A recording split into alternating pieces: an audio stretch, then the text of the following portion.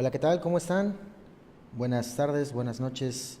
Tengan todos ustedes de donde nos estén sintonizando, donde nos estén viendo. Eh, pues yo me presento nuevamente. Ya varios ya me conocen que estuve la vez pasada aquí y hoy desafortunadamente vuelvo a estar con ustedes. Eh, José Olid se fue a tomar unas vacaciones, así que me quedé otra vez en su lugar. Y pues bueno, me presento. Yo soy Ray González de ITECOC, del Instituto de Terapias Cognitivo-Conductuales en Acapulco, México.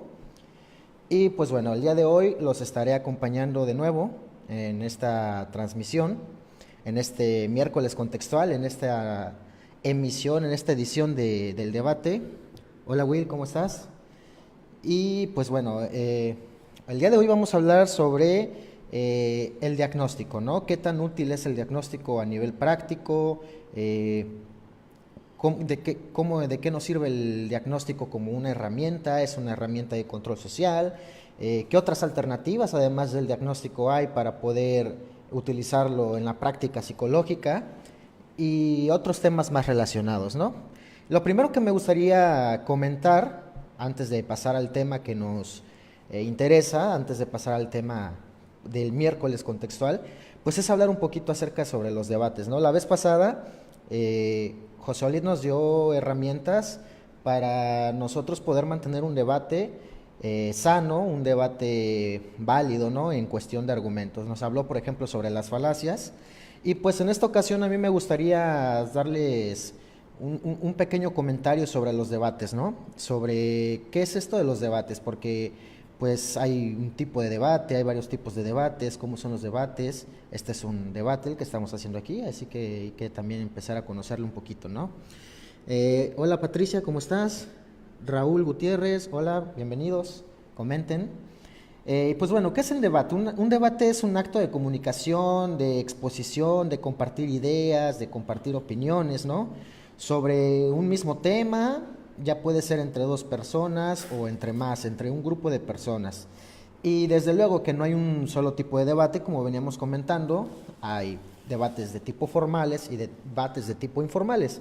Aquellos formales pues son aquellos que se programan, aquellos que tienen una estructura más detallada, ¿no? Más fina, aquella que nos preparamos para poder exponer estas ideas, estas opiniones y poder defenderlas, como el que estamos haciendo, por ejemplo, hoy, ¿no? Es un debate programado en tiempo y en espacio.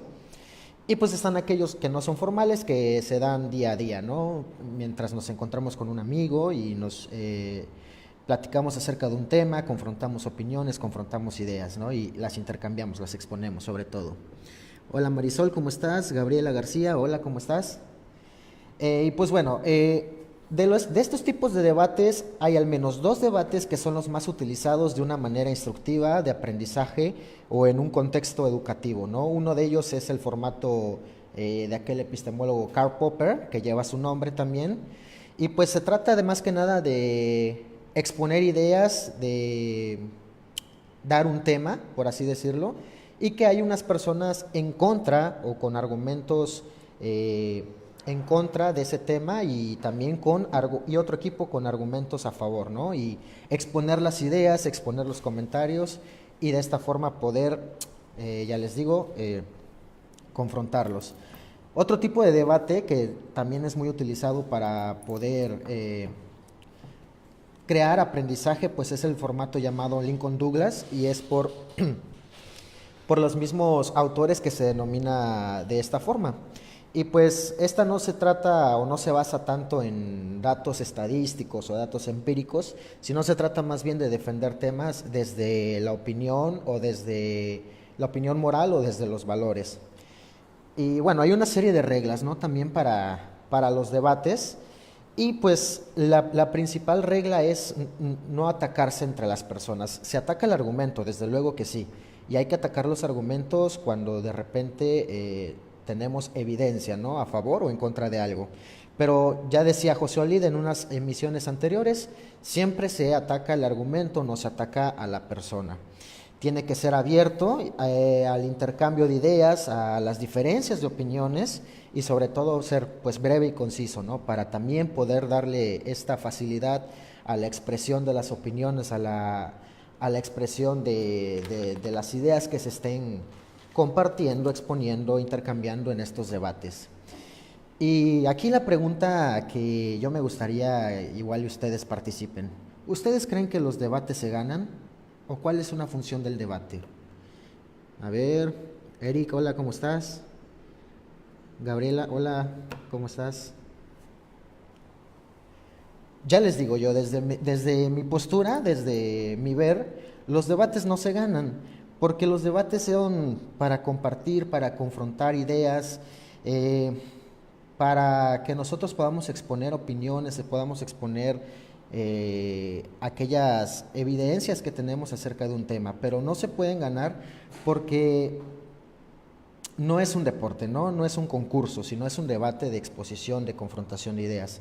Y no podemos ganarle a aquel que no piense de una misma manera o que no tenga la misma idea, ¿no? Eso sí, podemos, como venía diciendo, confrontar aquellas ideas con base en la evidencia, ya sea a favor o en contra, pero de esta misma forma lo que se está creando o la función de un debate es crear aprendizaje, ¿no? Y crear habilidades también para que nos puedan servir y avanzar en cualquier tema, ¿no? Y sobre todo en lo que nos interesa, que es también la ciencia psicológica. Y pues en este aspecto también nos puede servir para crear habilidades de escucha, de conversación, fomentar el pensamiento crítico, ¿no? Tener pues mayor información para tener un mayor criterio, para tomar decisiones, etcétera, etcétera. Entonces, a ver, tenemos por aquí. Hola. Florencia Baigorria, hola, pienso que los debates no se ganan ni se pierden, son para construir ideas nuevas, reconceptualizar las viejas o cuestionarlas y crecer en conocimiento. Muy bien, es algo parecido a lo que mi postura también, a lo que yo venía diciendo, que no se ganan, precisamente son para compartir, confrontar ideas y pues que de esta forma también se vaya creando, ¿no? Aprendizaje, se vaya reconceptualizando, como bien dice Florencia. Y bueno, ganar sería algo distinto a un debate, ¿no? Sería como algún concurso, algún deporte tal vez, pero no un debate. Y bueno, ya que estamos varios conectados, ya me gustaría pasar a lo que nos interesa el día de hoy, ¿no? El tema de hoy, como veníamos diciendo, es acerca del diagnóstico. Y veamos, la primera pregunta que nos gustaría analizar, lanzar para que comenten, para que participen en este debate del miércoles contextual, es ¿qué tan útil es el diagnóstico en cuanto a la practicidad? Es decir, ¿para qué nos ayuda? ¿Para qué no nos ayuda? ¿De qué nos sirve? ¿De qué no nos sirve? ¿Para qué es útil un diagnóstico? Ya sea, digamos, en la práctica psicológica, en la clínica o en otras áreas también importantes de la práctica psicológica. Alguien que se anime a participar, a comentar. Vamos viendo quién se va conectando. ¿Sí? Nerea Lucia, hola. Hugo, ¿cómo estás? Bienvenido. Sergio, ¿cómo estás, Sergio? Participa, comenta. ¿Qué tan útil es el diagnóstico en cuanto a la practicidad? ¿De qué nos sirve? ¿No nos sirve? ¿Para qué es útil? Bien, bien, bien. Y en cuanto regresamos ante los debates, anímense a comentar, anímense a participar, a exponer nuestras ideas. Muy probablemente en estos debates de los miércoles contextual y en otros debates de la vida cotidiana también, pues vamos a encontrar personas que tengan ideas, opiniones contrarias a lo que nosotros opinamos o tenemos opiniones, ¿no? Acerca de algo. Pero esto no significa que sea algo malo, ¿no? Es algo, todo lo contrario.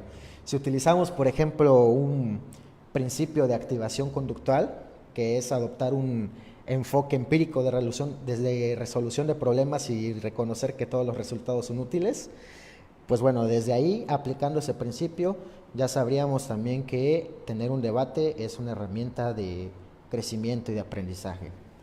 Pero bueno, comenten, participen. ¿Es útil un diagnóstico en cuanto a la practicidad? ¿Nos sirve? ¿No nos sirve? ¿Para qué nos sirve? ¿En dónde nos sirve? Y a ver, por aquí tenemos el primer comentario de Carol Alejandra Pizarro y nos dice: me parece que el diagnóstico nos ayuda a orientar la praxis. En ese sentido, sienta las bases para conocer sobre lo que se trabajará y hacia dónde apuntarán los objetivos de intervención. Carol, ¿te refieres entonces a la práctica clínica en ese aspecto? Hugo Bausa Álvarez nos dice, para entender el problema que demanda el paciente y elegir el tratamiento más adecuado. Ok, entonces para eso sería útil, ¿no? Hugo. ¿Alguien más? ¿Alguien más que tenga una opinión distinta, parecida? No sé. Hola Julio, ¿cómo estás? Hasta ahorita han estado comentando sobre en qué nos ayuda. Alguien que tenga una idea, por ejemplo, sobre en qué no nos ayuda o en qué no es útil.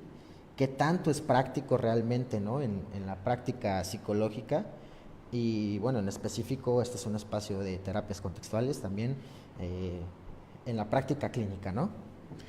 Hugo nos dice, han sido útiles para conceptualizar problemas psicológicos, sin embargo, los manuales como DSM-5 y CIE-11 no fundamentan estrategias de intervención. Claro, ¿no? Una de las críticas que se le ha hecho precisamente al establecimiento de diagnósticos y bueno, de los manuales más reconocidos mundialmente, como son el DSM, de la APA y el CIE de la OMS, pues nos dicen que son totalmente descriptivos, ¿no? Y no son explicativos, que no nos orientan sobre las causas y mucho menos sobre el rumbo que podría tener para una intervención. Esa es una de las críticas que se le ha venido dando hacia este tipo de modelos. Vamos a ver qué más por ahí por acá.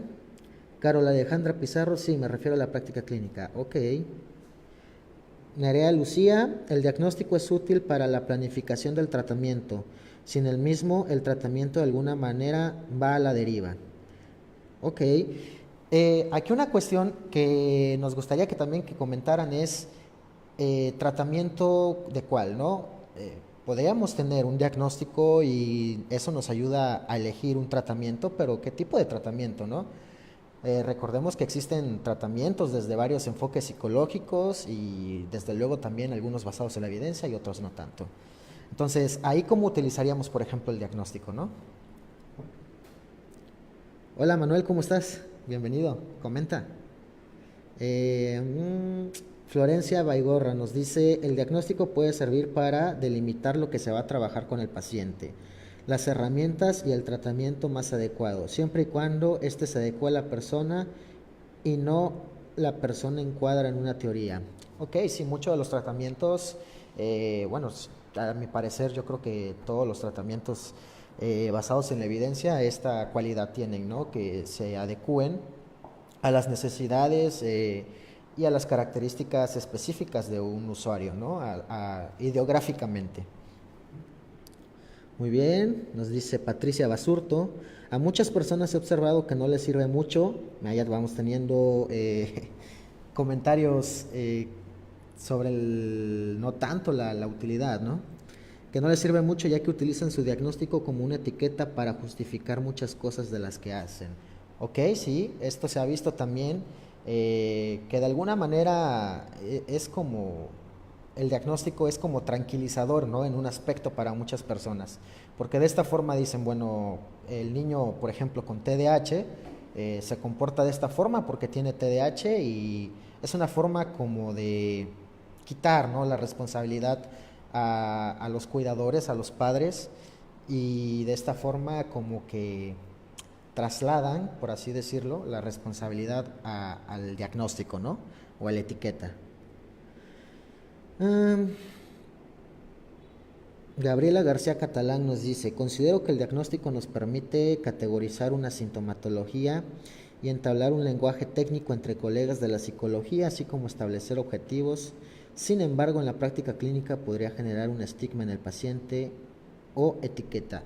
Genial, aquí ya estamos viendo, por ejemplo, también otra de las utilidades que se le ha dado a los diagnósticos, ¿no? Que es un intercambio de información entre colegas rápido, sencillo, y que nos pueden ayudar precisamente también a orientar, ¿no? Como bien han dicho anteriormente, un tratamiento. Y nos dice también que podría generar estigma en el paciente o etiqueta. Sí, claro, ¿no? En muchos lugares el hecho de que una persona diga que tenga cierto trastorno diagnosticado todavía puede ser visto como cierto tabú para las demás personas, ¿no? Depende del contexto.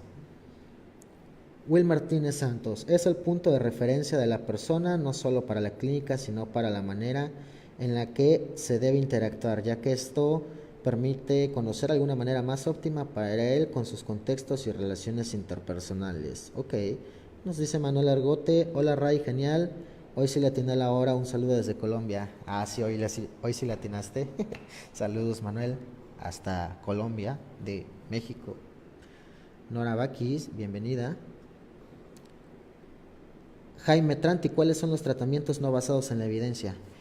Aquellos tratamientos no basados en la evidencia serían aquellos que, tras un estudio sistemático, ¿no? O comparación con grupos de control en lista de espera, no tengan el mismo resultado, ¿no? Que tiene un tratamiento, por ejemplo, que sí está basado en la evidencia. Aquellos que a través del estudio sistemático que se va haciendo y en comparación con otras personas que no se les aplica este tratamiento, vamos a comparar los resultados que está teniendo. Cuando decimos, por ejemplo, que este tratamiento se le aplicó a tal grupo o a tantos grupos en diferentes situaciones o en distintas situaciones, en distintas problemáticas y en distintos lugares y tienen un resultado muy parecido o semejante, podríamos decir que este es un tratamiento basado en la evidencia, ¿no? Basado en la evidencia significa que tiene evidencia empírica de su funcionamiento.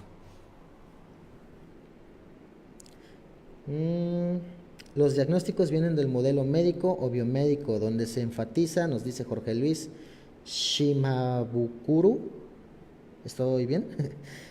Donde se enfatiza en síntomas y signos. En psicología sería de mayor utilidad el análisis funcional de la conducta y en la evaluación funcional por áreas. Bien, aquí ya nos está planteando Jorge Luis una alternativa, ¿no? A lo que sería un diagnóstico tradicional, por ejemplo, y que bueno, viene derivado del paradigma, ¿no? Conductual, del análisis conductual aplicado y experimental.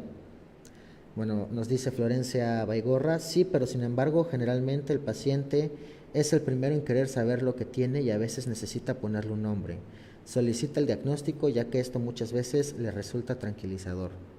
Sí, muchas veces también cuando unas personas saben, ¿no? Que lo que les pasa no es algo raro, no es algo que solamente a él esté pasando, no que es algo que ha sido estudiado o que ha sido, digamos, por decirlo de una forma, detectado en otras personas, resulta tranquilizador para esas personas, ¿no? Carol Alejandro Pizarro, concuerdo con Florencia, sobre todo en el ámbito educacional, los profesores solicitan eso de manera desesperada a los padres. Sí, claro. También en el ámbito educativo, por ejemplo, solicitan cuando empiezan a tener algún tipo de problema conductual y que se repercute en el desarrollo educativo, pues sí es necesario o es muy requerido administrativamente que tengan cierto tipo de atención psicológica, ¿no? Y en ese aspecto necesitan ellos también llevar un registro administrativo sobre el curso terapéutico o el curso clínico, pues para que ellos vayan constatando de que efectivamente se está haciendo algo, ¿no? Eso sucede mucho, al menos por acá en México, con las escuelas en donde hay niños o niñas que tienen cierto tipo de problemas que afecta el desarrollo educativo. Evelyn Farrachol, bienvenida. Eden, hola, ¿cómo estás? Comenta. Ahora, la siguiente cuestión, ya están muy buenos estos comentarios y la siguiente cuestión sería también, este tipo de diagnósticos que se otorgan a los sujetos, a los usuarios en la práctica clínica, digamos, ¿creen que es confiable en el aspecto de que solamente es confiable porque una persona que está autorizada, digamos, un médico, un psiquiatra, un neurólogo, un psicólogo clínico, un psicoterapeuta, es confiable el diagnóstico solamente porque la persona, digamos, con la autoridad para dar este diagnóstico sería confiable? ¿Qué opinan sobre esto? ¿Qué experiencia han tenido con esto también?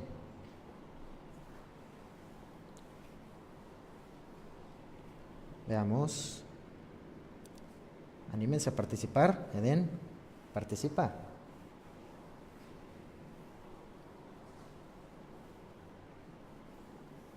Bastante genial la participación que estamos teniendo, bastante genial. Iván, ¿cómo estás? Bienvenido. Comenta, participa.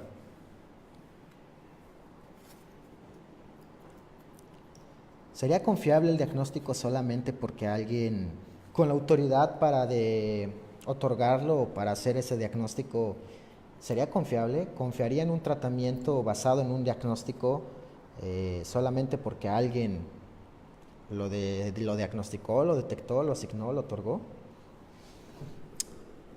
Hugo nos dice: observo que hay diversas perspectivas en cuanto a la caracterización por diagnósticos. Hay quienes fundamentan que se les da demasiado peso a aspectos biológicos o modelos médicos.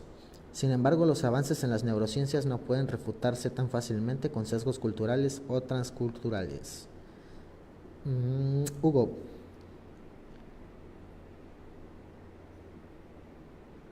Ok, ¿te refieres entonces sobre los diagnósticos apoyados en la investigación de las neurociencias? ¿Algo así?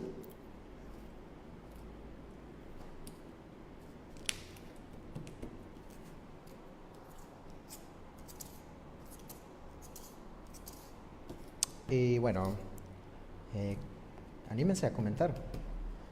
¿Alguno de ustedes confiaría o sería confiable nada más en un diagnóstico, digamos, en su práctica, que alguien más haya detectado ese diagnóstico o lo haya otorgado y basaran, por ejemplo, su tratamiento basado en ese diagnóstico solamente porque alguien con la autoridad para hacerlo lo hizo, lo otorgó? Y nos dice Manuel Argote Delgado: cuando se formulan las críticas al modelo biomédico hay que advertir que este parte del conocimiento científico.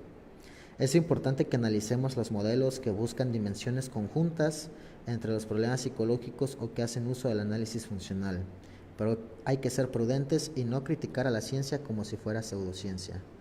Bien, Manuel, es precisamente de lo que hablábamos un poquito al principio, ¿no?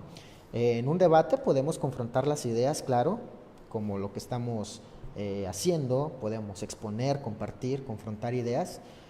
Y bueno, los debates no se ganan, desde luego, pero sí que podemos dar nuestra opinión, nuestra idea basada en evidencia, ¿no? En lo que nos dice la evidencia, la ciencia también. Sobre todo dependiendo del formato del debate, pero en este caso podemos exponer nuestras ideas, claro, pero sobre todo cuando se hace desde un argumento basado en evidencia, ¿no? en ciencia, pues es mucho que mejor. La confiabilidad, dice Jorge Luis, tendría que estar en función a la evidencia. No me queda muy claro. ¿Sería entonces la evidencia de cuál o de qué? Me gustaría que me aclararas un poquito esto, Jorge, por favor. Omar Frías: los maestros en el ámbito educativo son los primeros en hacer pseudodiagnóstico con el que se etiqueta al niño de primera instancia. En ese caso considero que no es confiable. Sí, por supuesto, ¿no? Se da mucho el caso de que en ambientes escolares, cuando un niño tiene algún tipo de problema comportamental que repercute en el ámbito educativo, las maestras suelen hacer, o maestros suelen hacer diagnósticos, ¿no? Apresurados, con base, por ejemplo, en lo que muchas veces es con base en lo que otros niños han sido diagnosticados, ¿no? Entonces ven como que similitudes y dicen, bueno, pues este niño o niña tiene esto, ¿no? Porque fulano o sultano también lo tiene y se comportan de una manera parecida. ¿Qué tendríamos que hacer ahí entonces?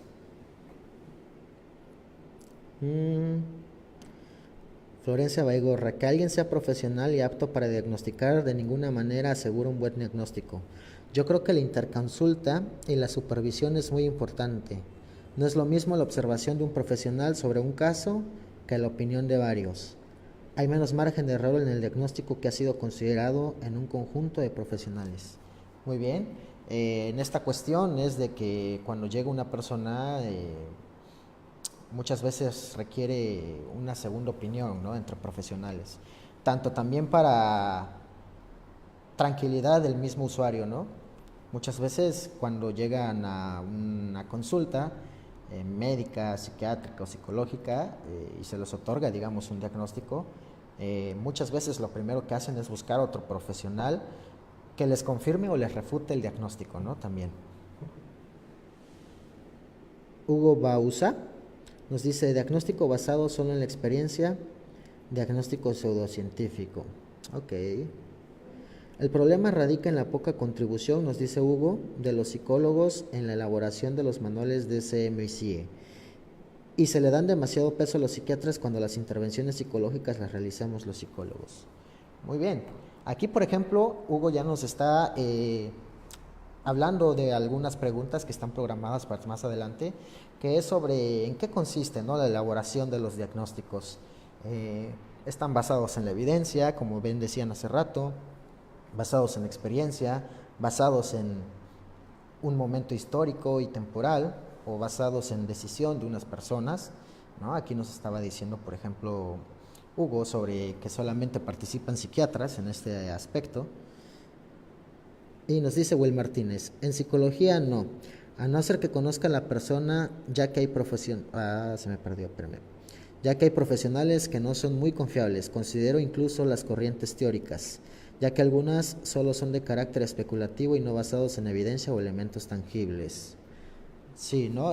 También dependiendo, por ejemplo, de el enfoque teórico que cierto psicólogo clínico o psicoterapeuta maneje, también pues van a tener dentro de su endogrupo ciertos diagnósticos, ¿no? Y a veces que no son diagnósticos formales o que están establecidos en los manuales estadísticos y diagnósticos, pero que se siguen utilizando en algunos lugares, ¿no? Y ese es uno de los problemas que se enfrentan también.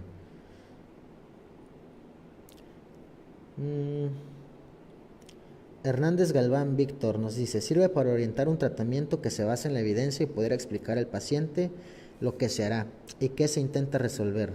Sin embargo, el diagnóstico actual tiene deficiencias relacionadas a su base psiquiátrica o biomédica, refiriendo al DSM actualmente, incluso el CIE. Esto pone los trastornos como enfermedades, alejándonos de lo que buscamos solucionar y enfocándonos en aspectos no tan relevantes y poniendo una etiqueta difícil de quitar en ocasiones. Y es tan confiable como para detectar síntomas. Sin embargo, muchos trastornos comparten síntomas, lo que hace a veces un poco más difícil el diagnóstico como tal. Concuerdo que se debe hacer una clasificación que se base en parte en el análisis funcional de la conducta para poder diferenciar, me imagino que es, mejor los diagnósticos. Sí, claro, ¿no? Igual aquí ya nos está dando una alternativa a los diagnósticos como lo que es el análisis funcional. Y sí, es cierto esto que menciona, porque muchas veces muchas personas pueden compartir o dos personas en concreto pueden compartir el mismo diagnóstico o la misma etiqueta diagnóstica, pero no compartir ningún síntoma.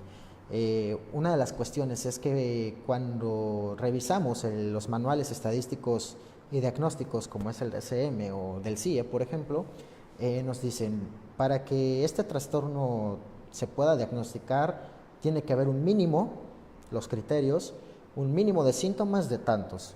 Y dos personas pueden tener ese mismo diagnóstico, cumpliendo ese criterio, tener un mínimo de síntomas de tantos, pero no compartir también ninguno de los síntomas que propone el manual, ¿no?, en cuanto a ese diagnóstico.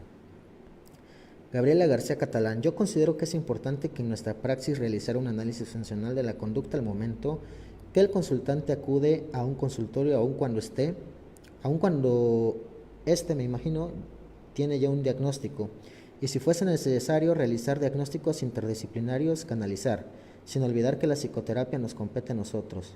Claro, ¿no? También reconocer Cuando el problema sale de nuestras manos, cuando probablemente no es un problema de índole psicológico, eh, o que igual no tenemos, porque no hay que reconocer también y aceptar cuando no tenemos la competencia, ¿no?, de trabajar ciertas problemáticas. Yo creo que es muy sano y poder hacer estas derivaciones y poder canalizar a otros colegas, otros profesionales también en ese aspecto.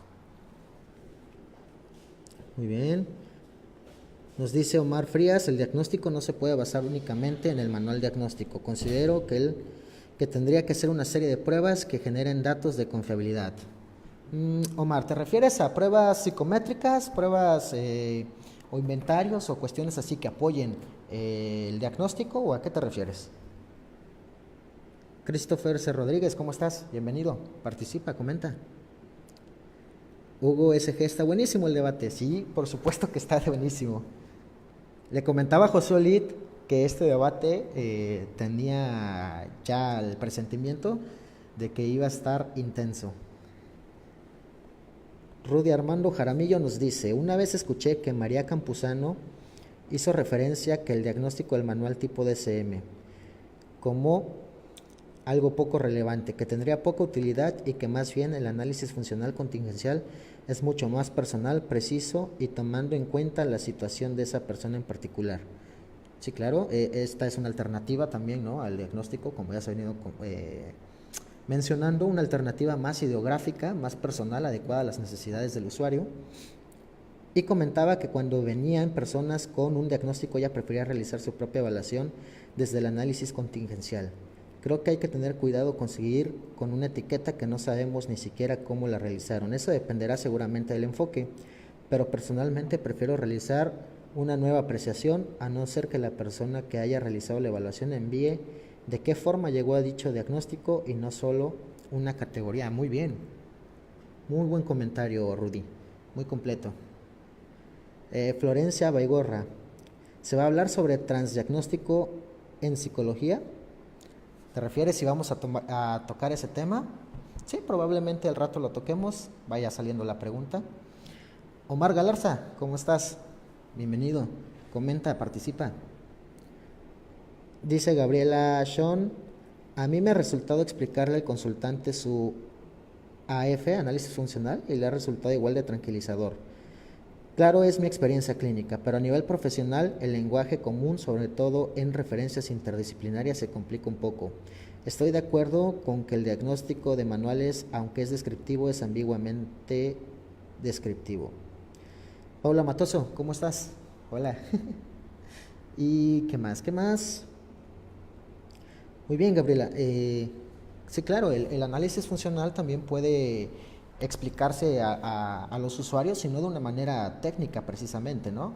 Puede explicarse en términos que sea de un lenguaje coloquial que pueda entender el usuario, que normalmente, y es normal que no puedan comprender, al menos en un primer momento, el tecnicismo psicológico, ¿no? En cuanto a la intervención, me parece que es más importante adecuarnos al lenguaje de la persona y no a nuestros tecnicismos. Eso sí, a menos en el trato con los usuarios, porque ya en el trato entre profesionales yo creo que sí hay que hacer uso, ¿no?, del lenguaje técnico-científico de la ciencia psicológica. Florencia Baigorra, ok. Y bueno, muy buenos comentarios hasta ahora, pero fíjense que me da otra pregunta que me gustaría que comentáramos. Hasta ahora ya hemos comentado sobre el diagnóstico, ¿no? Si confiar en la persona que le da el diagnóstico, en cómo da ese diagnóstico, pero ¿este diagnóstico sería suficiente? ¿Sería suficiente para empezar y diseñar un tratamiento o un plan de tratamiento? Mientras nos dice Omar Frías, respondiendo a Rudy Armando, el análisis contingencial es el que se maneja dentro de la corriente interconductual y no maneja ningún concepto de canalización, por lo tanto cada caso es único y no es viable usar o etiquetar. Ángela Viviana López Herrera, el tema con los diagnósticos es que los usuarios los adopten como propios, tranquilizándolos, pero en ese caso serviría como mantenedor de esos patrones desajustados o rígidos, que reducen los contextos de refuerzos. Luego me parece que entre profesionales ayuda. Muy bien. Sí, la cuestión de que muchas veces los diagnósticos se interpretan como causas de la conducta, ¿no? Y es precisamente en algo que se basa también la asignación de estas etiquetas o de estos diagnósticos, que es precisamente que el comportamiento se conceptualiza como un resultado del diagnóstico o del síndrome que presenta un usuario y no al revés, ¿no? Es decir, este conjunto de comportamientos que está mostrando hace que lo llamemos de tal forma, sino que se utiliza el diagnóstico como justificación y de alguna manera tranquilizadora también, como veníamos comentando, para el comportamiento de una persona. Manuel Argote Delgado nos dice, al hacer un análisis funcional de las conductas problema y comprender los fenómenos psicológicos en términos de variables dependientes e independientes, se podrá realizar una intervención que genere un cambio, ya que así hay un entendimiento predictivo de los eventos que controlan la conducta. Muy bien. Entonces, ¿te refieres, Manuel, a que además de hacer, por ejemplo, un diagnóstico, si es que se hiciera, o si es que llegara alguien con un diagnóstico, emplearías el análisis funcional de esa conducta problema o conducta blanco?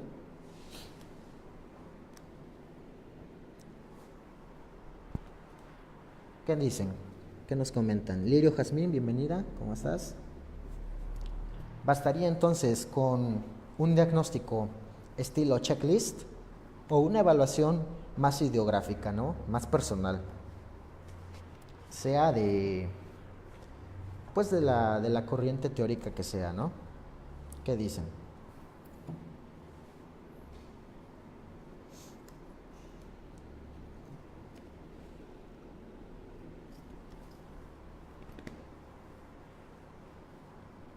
Muy bien. Nos dice Christopher C. Rodríguez. Además, los diagnósticos basados particularmente en el DS. Creo que el comentario no salió completo, Christopher. Muy bien, esperaremos que salga el comentario nuevamente. Entonces, ¿ustedes creen que bastaría iniciar un tratamiento solamente con un diagnóstico, ya sea que lo haga otro colega o que lo haga otro profesional, ¿no?, de la salud psicológica, algún médico, psiquiatra, por ejemplo, otro psicólogo, otro psicoterapeuta? ¿Bastaría con, o uno mismo bastaría con ese diagnóstico basado en los criterios de los manuales, o también faltaría algún tipo de evaluación ideográfica personal adecuada a las necesidades del usuario, ¿no? ¿Qué dicen? Y nos dice Manuel Argote Delgado, en efecto, sería necesario hacer un análisis funcional para orientar la intervención misma, ya que su papel no es solo hacer una descripción formal del problema. Muy bien, aquí Manuel ya nos está proponiendo que es necesario también hacer un análisis funcional, ¿no? Esto desde el paradigma del análisis conductual, desde luego, pero a ver si hay alguien que pueda dar una opinión basado en otro paradigma o en otro modelo psicológico. Muy bien, Manuel.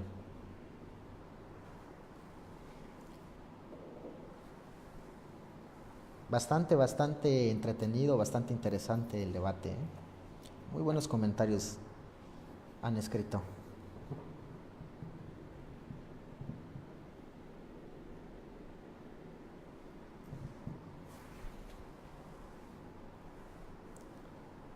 Bien.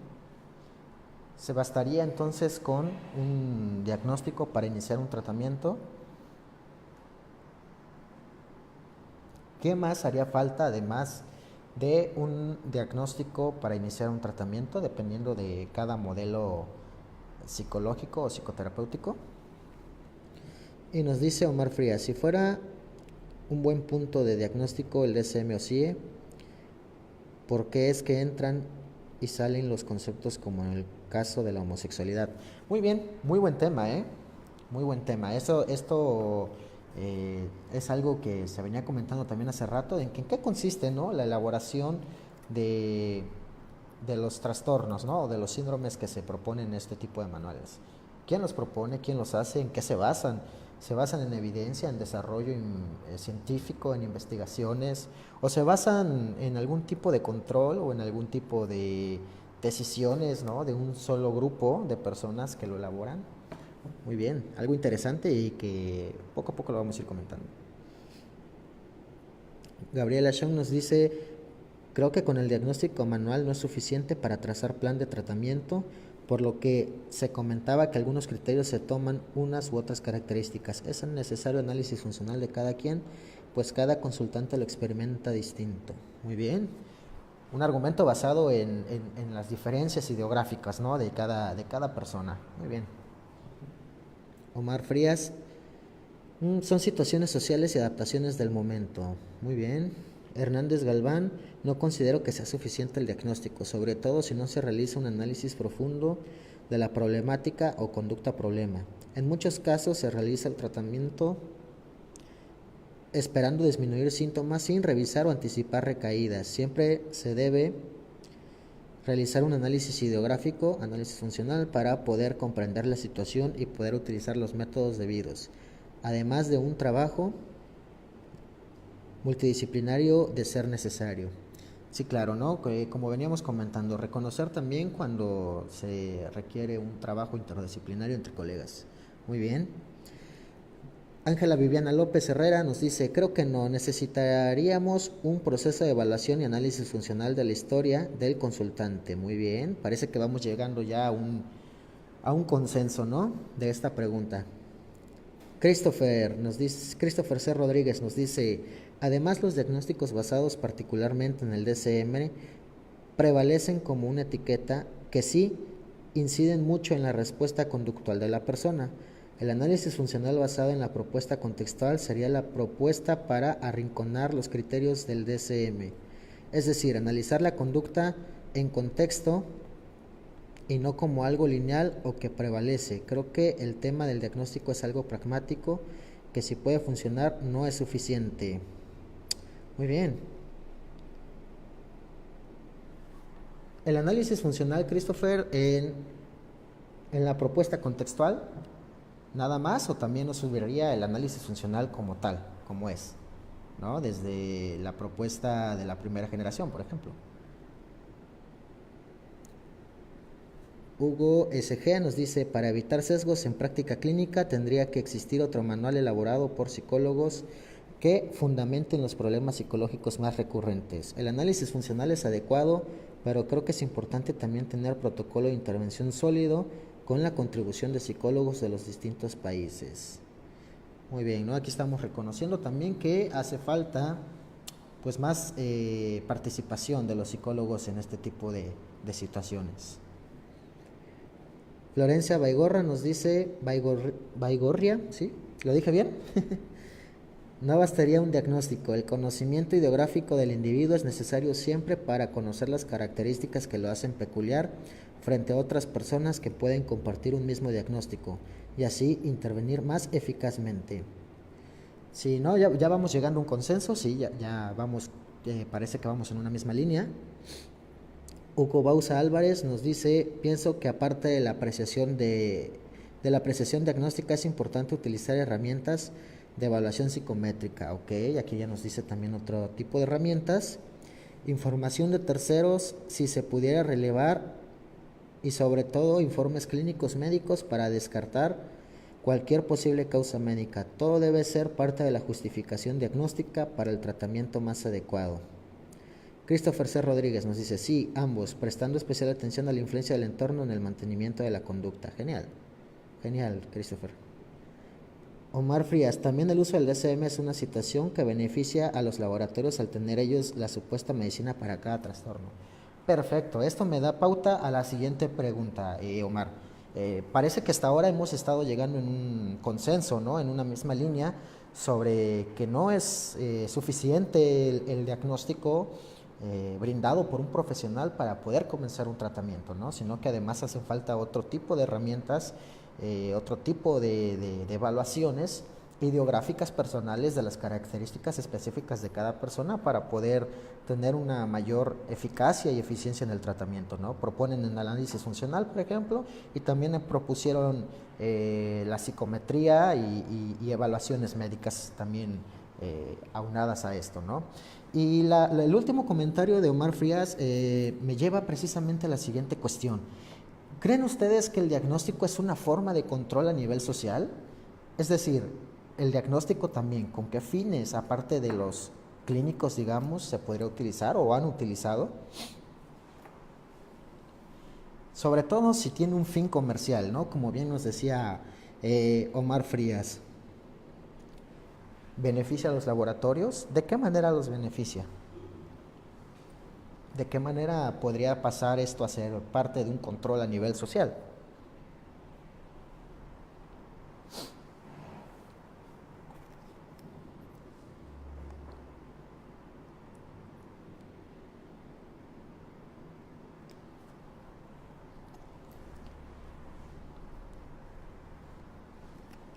¿Será que los diagnósticos también son muy comercializados? ¿De qué manera son comercializados, no? En caso de hacerlo.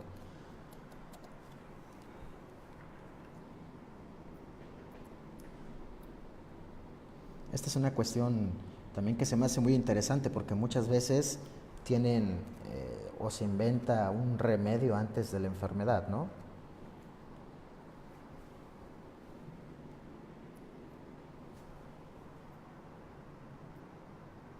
Mm, sí, ¿quién más? ¿Quién participa?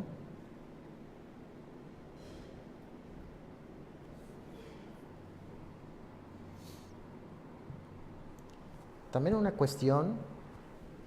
José, hola, ¿cómo estás? Participa. Nos dice Omar Frías el caso del TDA más menos hiperactividad, ¿no? Eh, eh, sí, claro, ¿no? ¿De qué forma entonces sería el diagnóstico una forma de control a nivel social? ¿Tiene un fin comercial? ¿Es una forma de facilitar los tratamientos o una forma de prevenir algunos tipos de trastornos o de problemáticas? ¿Qué dicen? ¿Qué opinan? José.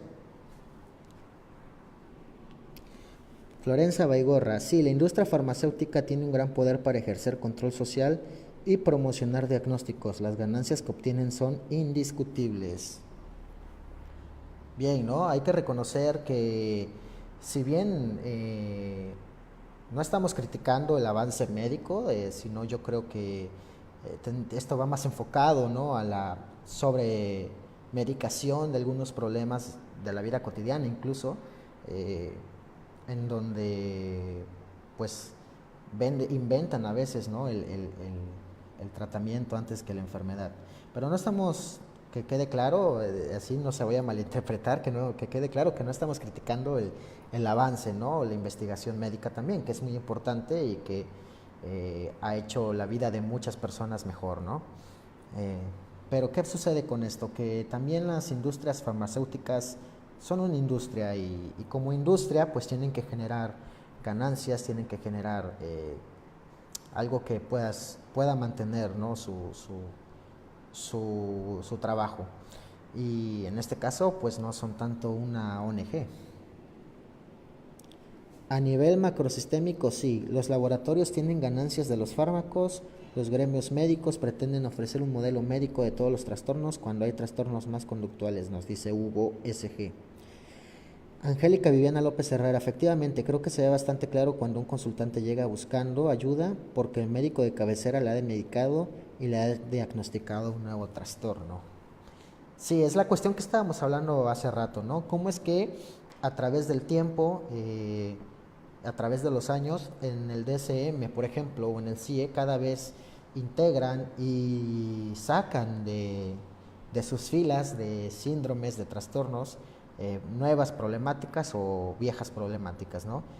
Yo creo que el ejemplo paradigmático de esto es que en 1973, hacia la publicación del DSM-2, ya hace ya algunos años, sacaron a la homosexualidad, ¿no? y de repente estaba y de repente ya no estaba. Entonces, ¿en qué creen que se haya basado este tipo de decisiones? Trastornos que cada vez son más. Está basado en el modelo biomédico, nos dice Christopher, en el que se pretende dirigir la atención al uso de remedios que proporcionan salud. Es decir, tienes tal cosa, toma esto u lo otro. La salud al alcance de una pastilla o fármaco. Recordemos que la psicología no niega el desequilibrio de neurotransmisores de dichas conductas, pero no es la causa determinante. Genial, aquí me parece que has dicho algo sumamente interesante, ¿no? La cuestión de que no se niega precisamente un desequilibrio o disfuncionalidad en ciertas hormonas o neurotransmisores, pero que en muchos modelos esto pasa a ser más un aspecto de correlato, es decir, que permita ser integrado en demás modelos y no tanta como de causa-origen. Muy bien. Florentina Baigorra, creo sin embargo que no hay que caer en la postura de ser enemigos de los psicofármacos y la utilidad de ellos. Conozco muchos psicólogos que se autodenominan antifármacos y tampoco creo que sea una buena salida cuando un diagnóstico requiere el uso de los psicofármacos siendo coadyuvantes de las psicoterapias. Desde luego, lo que veníamos comentando, ¿no? Hay que ser críticos tal vez con la sobremedicación o tal vez con aquellos problemas que pueden salir fácilmente o fácilmente en un aspecto hablando de que también puede salir con una psicoterapia sin necesidad de llegar a la medicalización, o en esos casos en que la medicalización también sirven como factor que mantiene el problema, pero sí desde luego que hay fármacos que pueden hacer mejor la vida de muchas personas, eso no hay que negarlo, desde luego. Hugo Bausa Álvarez nos dice, creo que el problema es el mal uso del diagnóstico. Hay que tener en cuenta que ningún trastorno que aparece en el DSM cuenta con una causa específica. Sí, desde luego, estas son también algunas de las críticas que se hacen al DSM y a los demás manuales, ¿no? Son ateóricos, no nos dice cuál es la causa o cuál es el origen, ¿no? de cierta problemática, ni tampoco nos propone cierta línea de tratamiento o cierta recomendación de tratamiento. Solamente son puramente descriptivos y pues son ateóricos.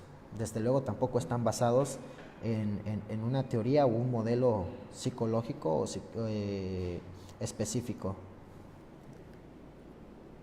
Nos dice Gabriela Sean, lo de la homosexualidad, etcétera, asuntos políticos y sociales, pero sí creo que también la sobremedicalización está influida por cuestiones económicas y empresariales, que no la medicación adecuada. Hugo Bausa, por eso no veo que los tratamientos médicos estén justificados por el uso del DSM, me imagino que es. Sí, esto es una cuestión muy interesante también y ustedes ya me dicen qué opinan, porque hasta ahorita estamos platicando que los beneficiados pues son las industrias farmacéuticas, ¿no? Que obviamente hacen un remedio, hacen una cura, un fármaco que es tratamiento o terapéutico para cierta problemática, para cierto trastorno, y bueno, que son beneficiados a nivel económico, pero también en qué aspecto creen ustedes que se beneficiaría en un nivel social o en otro contexto u otras personas de este control, ¿no? Digamos a un control de nivel administrativo como lo que es el gobierno. Manuel Argote Delgado, dentro de lo social los diagnósticos pueden terminar depositando las causas de los problemas psicológicos de las personas en el individuo, omitiendo el impacto de las variables contextuales sobre estos. Se puede excluir de forma errónea la responsabilidad de las políticas públicas y las prácticas culturales si se desatiende su relación con el bienestar psicológico. Sí, desde luego, esto va relacionado con la pregunta anterior, ¿no? Además, también, ¿quién está beneficiado de esta cuestión? En algunos países, como en España hace muchos años, concretamente en el 1933, existía la cuestión de que a todas esas personas que consideraban que tenían algunos problemas de personalidad antisocial, ¿no? Como son algunas personas que no sin hogar, algunas personas que vivían en situación de calle, lo que hacían era agarrarlos y recluirlos en centros de tratamiento, ¿no? Y aquí esta es la cuestión polémica porque entonces decíamos, esto era más una cuestión de prevención, digamos, de alguna problemática, de tratamiento, o bien solamente era una forma de de control y precisamente de desligarse la responsabilidad del medio o del contexto político, cultural y económico que se tiene en cierta lugar, ¿no? En cierto contexto.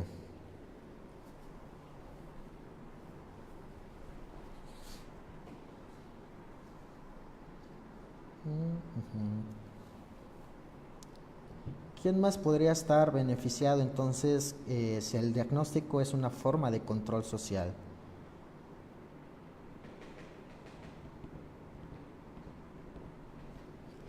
Florencia Baigorra, respondiendo a Manuel, concuerdo totalmente, el poner toda la responsabilidad sobre el individuo mientras el Estado mira para otro lado.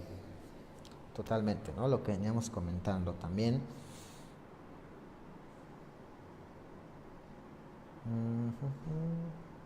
Muchos de modelos terapéuticos ponen el foco, ¿no? de la influencia en los problemas de las personas en el medio, ¿no? En el contexto. Y esta es una forma que resulta pues optimista, prometedor, este determinismo, ¿no? Es más optimista y más aceptable también para aquellas personas en el aspecto de que reduce la culpa en el usuario y le confiere el poder de poder cambiar su medio, su contexto. En este aspecto pues es más aceptable para las personas que aquellos que ponen el foco o enfatizan el problema dentro de ellos, como aquellos problemas intrapsíquicos, etcétera, etcétera. Nos dice Christopher C. Rodríguez, el uso de los fármacos proporciona un efecto a corto plazo, además de que genera dependencia y en este sentido el consumo es constante, que, está más que decir, origina grandes ganancias. Es como una especie de mantener bajo control de oferta y demanda. Sí, ¿no? Y esta cuestión también de que a veces inventan la cura, inventan, digamos, un tratamiento o desarrollan más bien, yo creo que es la palabra más adecuada, bajo la duda que podamos tener, desarrollan cierto tratamiento y después se incluye el problema para el que va dirigido este tratamiento en los manuales. Esas son algunas de las cuestiones que a mi ver están muy presentes, ¿no? Greta Knox, hola, ¿cómo estás? Bienvenida, comenta, participa. Omar Frías, las escuelas que tienen niños latosos los controlan con pseudodiagnóstico y medicación.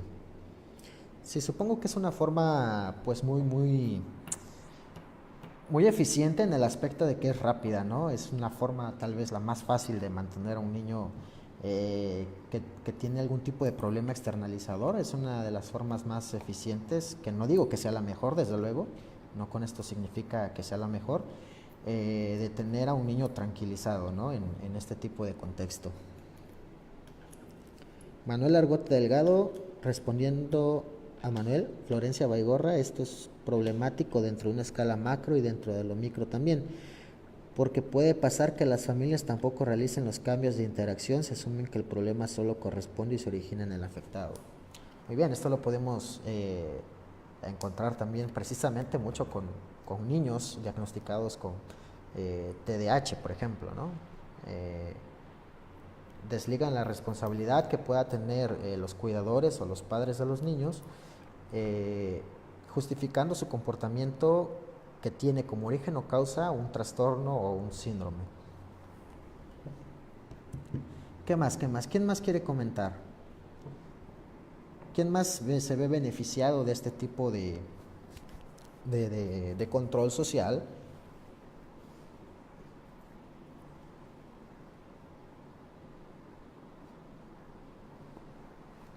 ¿Quién más crees que aparte de la industria farmacéutica, del contexto administrativo como es el poder judicial, ¿no? El poder de gobierno, digámoslo, ¿quién más además de esto se podría haber beneficiado de los diagnósticos o de la cantidad de diagnósticos que se podrían detectar, ¿no?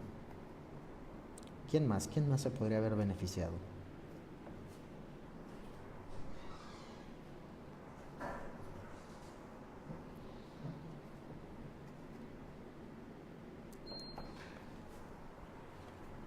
¿De quién más se podría haber beneficiado y de qué manera se beneficiarían también? ¿Seguiría siendo una forma de control? Nos dice Florencia Baigorra, respondiendo a Manuel, tal cual, las familias tienen una función importantísima para el desarrollo del individuo. Ok. ¿Quién más? ¿Quién más? ¿Qué más nos dicen? ¿Quiénes más se verían beneficiados si es que el diagnóstico es una forma de control a nivel social?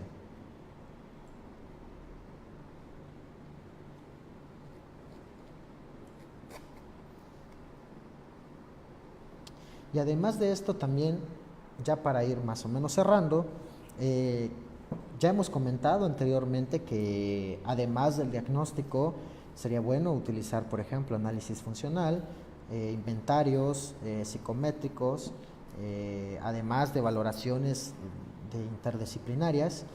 Y a todo esto, ¿qué otras opciones hay además del diagnóstico? ¿Qué otras herramientas, qué otras cosas podemos utilizar además del diagnóstico? ¿Es fundamental la utilización del diagnóstico?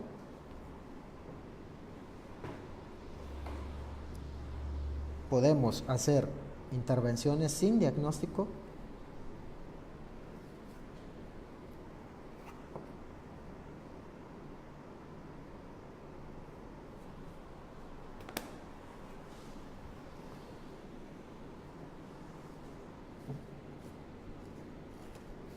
Sí, ¿quién comenta? ¿Qué otras opciones hay además del diagnóstico? Aprovechando el momento, me gustaría también que fueran pensando en algunos temas que les gustaría que se trataran en futuras ediciones de los debates del miércoles contextual. Dejen ahí también su comentario, vayan comentando qué otros temas les gustaría que se fueran eh, abordando en los debates del miércoles contextual y que se tomarán en cuenta precisamente para futuras ediciones, ¿no? No sé quién vaya a estar después, en el próximo miércoles, pero seguramente estos temas que vayan comentando se tomarán como referencia para los próximos debates. Y nos dice Manuel Argota Delgado, quienes realizan malas prácticas se benefician porque pueden hasta atribuir los problemas a algún tipo de resistencia interna, basándose en la explicación que más les convenga. Eso puede postergar malas intervenciones terapéuticas por años. Muy bien, entonces te refieres a que otros psicólogos, otros psicoterapeutas también son los que se benefician de este tipo de diagnósticos a un nivel micro, digamos, o individual. Pero ¿quién también se beneficiará, ¿no? A un nivel macro? ¿Qué otro tipo de beneficiarios hay de estas cuestiones? Y la otra pregunta también, ¿qué otras opciones hay además del diagnóstico? ¿Qué otras herramientas, qué otros métodos existen para nosotros poder hacer una intervención posterior? ¿Es necesario el diagnóstico? ¿Es imprescindible para hacer un tratamiento eficaz y eficiente?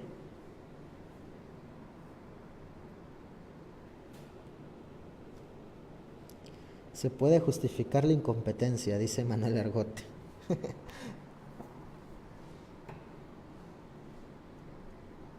¿Qué más? ¿Qué más? ¿Quién más quiere comentar?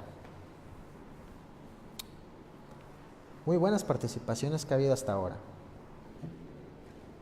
Florencia Baigorra nos dice, las escuelas muchas veces en vez de ir cambiando su dinámica de enseñanza y adaptándose en el tiempo, recurren al diagnóstico fácil de esa manera. A vez que los docentes se actualicen y se preparen más en su formación, apartan los chicos que son distintos. Es más fácil que formar buenos docentes. Quizás, muy bien, esto es algo también sumamente importante, ¿no? A un nivel eh, eh, micro tal vez, pero con varias personas, ¿no? Porque esto es algo también que sucede, esto es algo que también pasa. Eh, es más fácil dejar la responsabilidad en otro, asumiendo que los demás son los culpables, asumiéndose como que uno no tiene nada de responsabilidad en eso, si es que la hay, desde luego. Y pues bueno, como bien dicen, se adaptan a esta cuestión y no se adaptan precisamente a las necesidades de las personas a las que se atienden, ¿no? En este caso, los niños. El diagnóstico por parte social e intercomunicación con médicos, pero la observación y análisis funcional o contingencial para considerar las relaciones o contextos que intervienen en la conducta blanco. Ok. Will Martínez Santos nos dice, sin un diagnóstico se puede caer en una generalización, ya que las intervenciones pueden ser de carácter especulativo.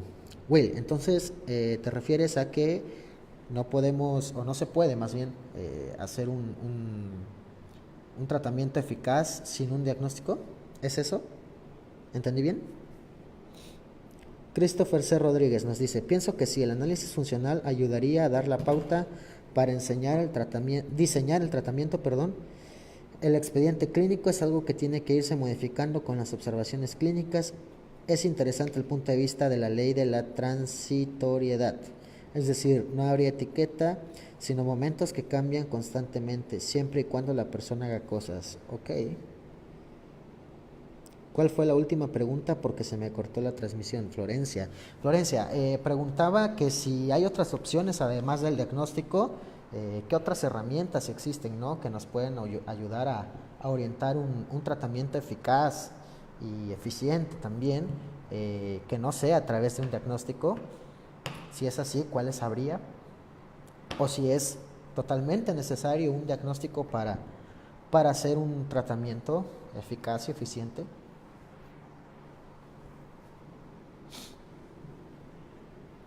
Como les decía, vayan comentando también aquellos temas que quieran que se vayan tratando en ediciones posteriores del debate de los miércoles contextuales.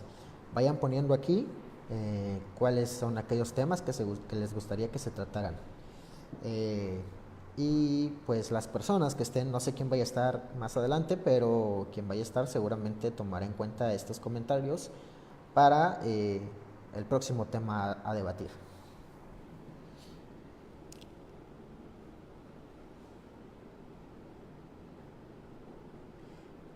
José Olit, hola, llegué tardísimo. ¿Se abordó si se justifica científicamente el uso del diagnóstico? Supongo que sí. Como tal la pregunta no fue así, pero fueron muy buenos comentarios los que se estuvieron intercambiando sobre el uso del diagnóstico, cuáles son las utilidades del diagnóstico y en qué se basa.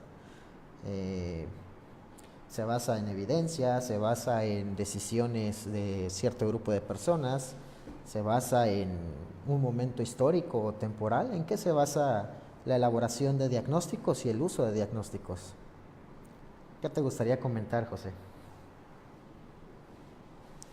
Y además, bueno, la última pregunta, José, es ¿qué otras opciones hay además del diagnóstico? ¿Qué otras herramientas hay además de la utilización de un diagnóstico para elaborar una intervención, un tratamiento eficaz y eficiente, ¿no? Es indispensable la elaboración de un diagnóstico para poder realizar este tipo de intervención o tratamiento. ¿Qué dicen? Y nos dice Florencia Baigorra, así como una pareja recurre a consulta para realizar terapia y sin necesidad de diagnóstico de un manual, se les evalúa mediante test y cuestionarios su estado actual y se aplican estrategias basadas en evidencias en función de lo que presente la pareja. Muy bien, entonces aquí ya nos estamos encontrando con intervenciones que no necesitan de un diagnóstico, ¿no? Para poder realizarse. Muy bien. Nos dice Hugo Bauzá, los diagnósticos como ya lo hablamos, son útiles para entender y hacer entender qué está pasando en la vida del paciente. Lo que se podría cambiar es el enfoque del diagnóstico descriptivo tipo checklist a uno dimensional, como ya se empezó a utilizar con el trastorno de espectro autista. Muy bien, entonces cambiar, el comentario sería cambiar la forma en que se llega a ese tipo de diagnósticos, ¿no? José Olit nos dice, estaría bien hacer un estudio controlado, justo eso, diagnosis sí versus no.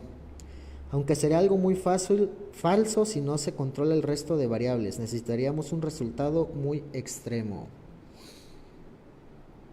Ok. Sería entonces, José, algo así como tratamientos basados en diagnóstico y compararlos con tratamientos basados en no, en un, en sin diagnóstico, algo así, ¿entendí? Si no es eso, házmelo saber, porfa. A veces soy de lento aprendizaje.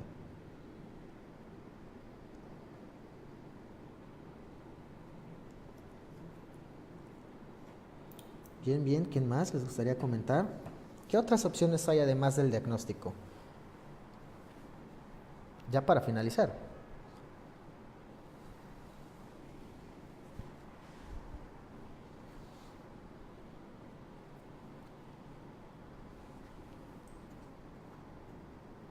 Muy bien. ¿Qué otras herramientas, además de un diagnóstico, podríamos utilizar para, o estrategias o procedimientos para llegar a realizar una intervención eficaz?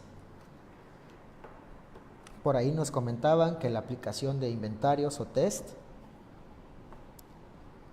¿Qué más? ¿Qué más podríamos utilizar?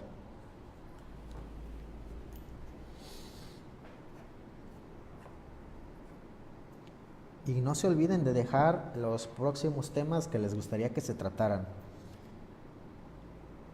Para quien esté en el próximo miércoles contextual, eh, pueda basarse en esos comentarios, en esas preferencias y poder abordar eh, aquellos temas que vayan comentando, ¿no? Muy bien, ¿quién más? ¿Quién más? ¿Quién más? Antes ya de despedirnos, ya estamos en la recta final, ya estamos cerrando. Y nos dice Will Martínez, existen algunas intervenciones en las que tal vez no se necesite un diagnóstico, ya que depende lo que se está, ya que depende lo que se está buscando, sí. Ajá. Para los psicólogos se nos requiere para analizar y o modificar la conducta y no necesariamente es una patología. Podríamos para estos hacer usos de análisis topográficos. Ok. Eh, la cuestión aquí, ¿cuándo saber si una conducta o cuando un comportamiento es patológico o no, no? Es decir, ¿qué nos da la pauta para decir este comportamiento es patológico, es anormal y este comportamiento no es patológico o es normal, ¿no?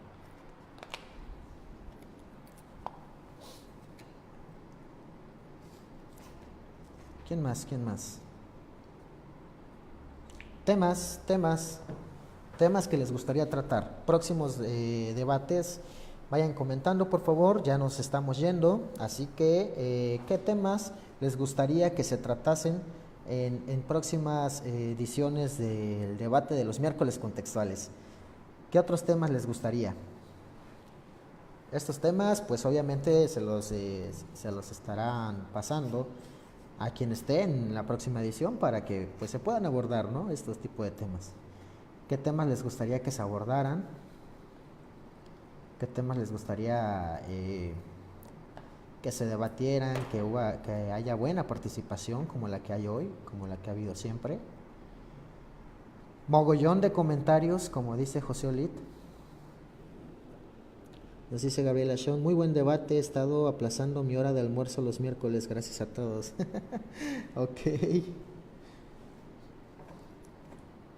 Bueno, cuando almuerces, pues muy buen provecho. Saludos también. ¿Qué temas les gustaría? Elaboración de tesis, ok. Seguramente se va a tomar en cuenta para los próximos debates, ¿no? ¿Qué otros temas les gustaría que se abordaran?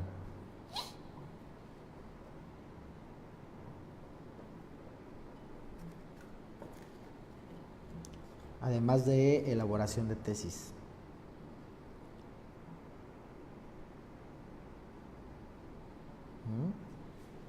¿Alguien más? ¿Quién más? ¿Qué otros temas les gustaría? Vamos, chicos, chicas. Hay varios conectados y no comentan. Comenten, ¿Qué temas les gustaría que se abordaran en los próximos debates?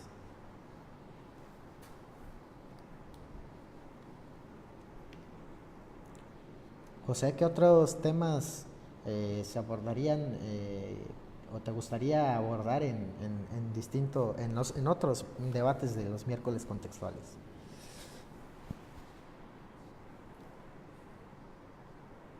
Ujú. Bueno, pues entonces ya me voy despidiendo. Bueno, nos dice Pati Andrés, el uso de las TICs en la terapia. Muy bien, un buen tema sería, ¿no? Es cómo utilizar el uso de la tecnología, ¿no? Cómo ayudarnos de esto. Muy bien, muy interesante tema también.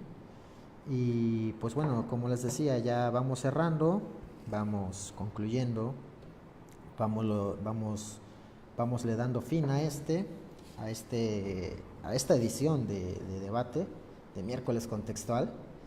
Y pues bueno, como les venía diciendo, bastantes participaciones, muy buenas todas las participaciones, muy enriquecedoras, bastante aprendizaje, bastante intercambio de ideas, como dice José Olit, mogollón de comentarios.